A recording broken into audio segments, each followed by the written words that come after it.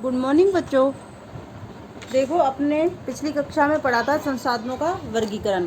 तो मैंने संसाधनों का वर्गीकरण अपने 5 पॉइंट पढ़ लिए थे।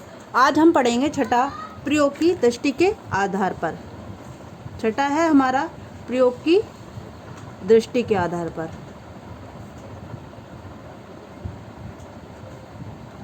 कि संसाधनों को जिस तरह से हम प्रयोग करते हैं उसके आधार पर इसको कितने भागों में बांटा गया है। देखो, इसको है ना, इसको 4 भागों में बांटा गया है। अप्रयुक्त संसाधन, दूसरा है अनुपयोगी संसाधन, चौथा है संभाव्य संसाधन और नेक्स्ट है गुप्त संसाधन। पहला बात करते हैं अपन अप्रयुक्त संसाधन की।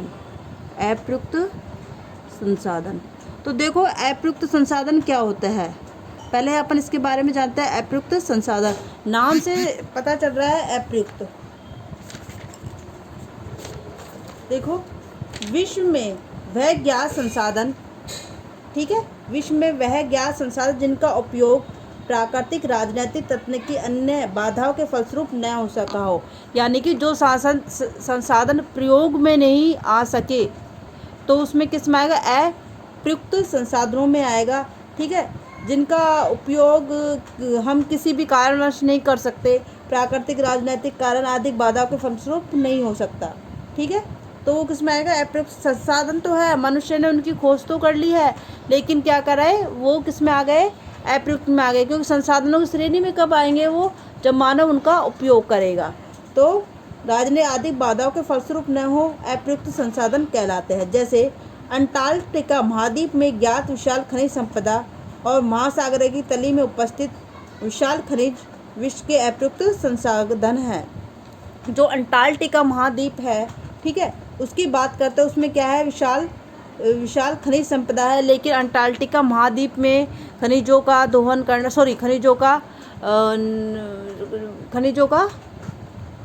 खनिजों का प्रयोग में लेना बहुत ही असंभव है, इसलिए उसको किस में रखा गया है, अप्रयुक्त संसाधनों में रखा गया है।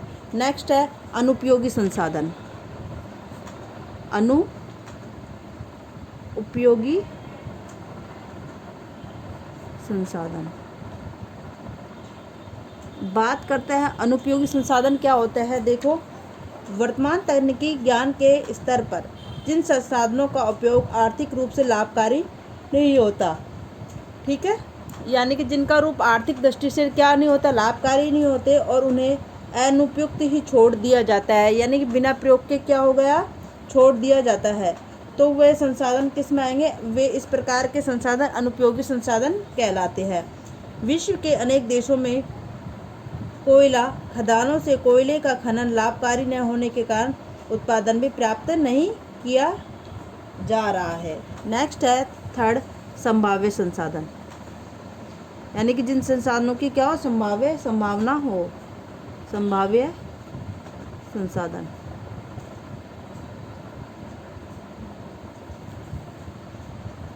देखो, अपन बात करते हैं संभाव्य संसाधन। भूपटल के वह ज्ञात संसाधन जिनका वर्तमान समय में किसी कारणवश विशेष रूप से आर्थिक व तकनीकी बाधाओं के कारण उपयोग नहीं हो सका हो। ठीक है, जिनका उपयोग किस नहीं हो सका हो, आर्थिक और राजनीतिक बाधाओं के कारण उनका उपयोग नहीं किया जा रहा हो, लेकिन भविष्य में संबंधित बाधाओं को, अब वर्तमान स्थिति में तो क्या हो रहा हो कि वर्तमान स्थिति में बाधा के कारण उसका प्रयोग नहीं किया जा रहा है, लेकिन क्या कर सकते हैं हम, आगे भविष्य में उन संबंधित बाधाओं का निराकरण करके के उपरांत हम उसका प्रयोग पूरी तरह कर सकते हैं, और उनको किस में ले सकते हैं, हम संभाव्य संसाधनों की श्रेणी में वो संसाधन आ जाएंगे। बात करते हैं कि किस तरह से, उदाहरण देखो इसका, भारत के सागरीय भागों में ज्ञात पेट्रोलियम के भंडारों तथा पर्वतीय भागों में निहित जल विद्युत संसाधनों का उपयोग आर्थिक व तकनीकी बाधाओं के कारण वर्तमान समय में संभव नहीं हो सका है। नेक्स्ट है गुप्त संसाधन, जो हमारा फोर्थ टॉपिक है, गुप्त संसाधन।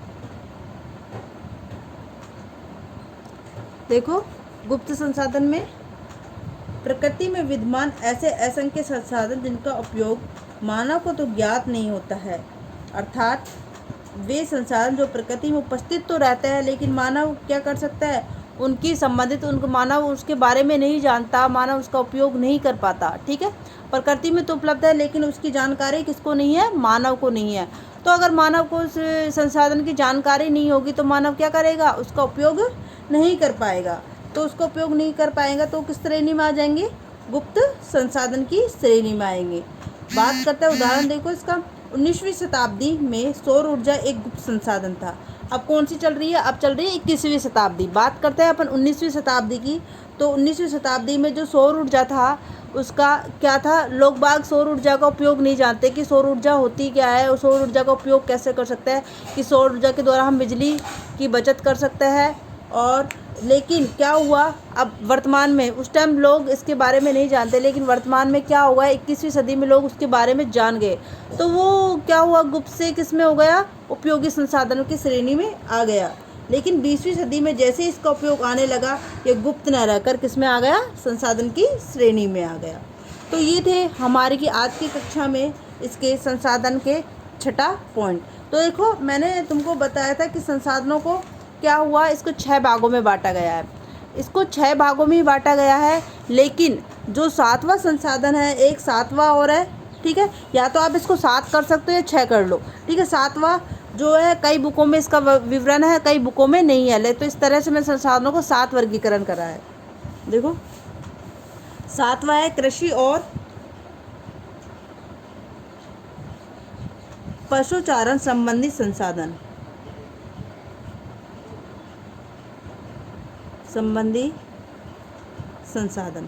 देखो कृषि और पशुचारण से जिसका उपयोग, जिन संसाधनों का उपयोग कृषि में किया जाए, पशुओं को चराने में किया जाए। पहले बात करते हैं हम कृषि संसाधन की।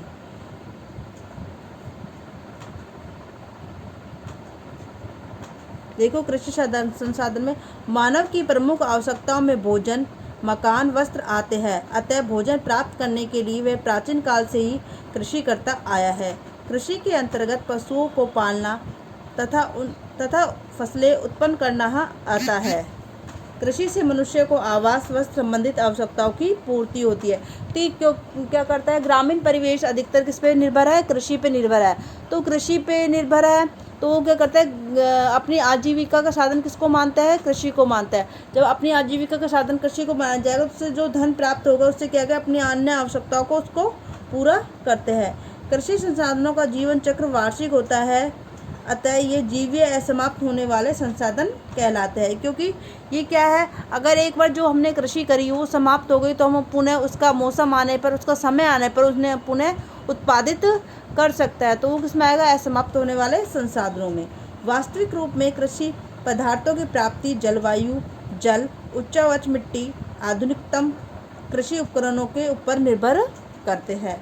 नेक्स्ट बात करते हैं, इसमें सेकंड पॉइंट है 7वें में ही, पशुचारण संसाधन। पशुचारण संसाधन, देखो पशुचारण संसाधन धरातल पर पाए जाने वाले विभिन्न पशुओं के पालन पोषण से जो पदार्थ प्राप्त होता है उन्हें पशुचारणिक संसाधन कहा जाता है। मानव को प्राचीन काल से ही पशुचारणिक संसाधनों के द्वारा दूध, मक्खन, पनीर, मांस, सींग, खाल आदि प्राप्त होते हैं। यानी कि वो संसाधन जो हमें पशुओं से क्या हो, प्राप्त हो, वो किस में आएंगे, पशुचारण संसाधनों में आएंगे। तो देखो आज की कक्षा में हमने संसाधनों का वर्गीकरण पढ़ा। 7 वर्गीकरण था, जो मैंने बताया था कि 7वां वर्गीकरण कहीं इसका उल्लेख है, नहीं तो 6, अगर चाहो तो तुम 7 कर सकते हो, चाहो तो तुम 6 कर सकते हो। तो देखो आज जो की कक्षा में हमारा 1 पॉइंट टॉपिक पूरा कंप्लीट हो गया है, जिसमें मैं एक बार रिपीट कर रही हूँ क्या क्या पढ़ा। हमने पढ़ा संसाधन क्या होते हैं, संसाधनों का अर्थ, संसाधनों का अर्थ, ठीक है। उसके बाद पढ़ा हमने संसाधनों का वर्गीकरण, कि संसाधनों को कितने भागों में बांटा गया है। तो आज की कक्षा में हमारा वर्गीकरण टॉपिक क्या हो गया, कंप्लीट हो गया है। अब हम कल की कक्षा में दूसरा टॉपिक स्टार्ट करेंगे, संसाधन भूगोल का विषय क्षेत्र, स्कोप ऑफ रिसर्च ज्योग्राफी, जो हम कल की कक्षा में पढ़ेंगे। आज की कक्षा हमारी यहीं समाप्त होती है।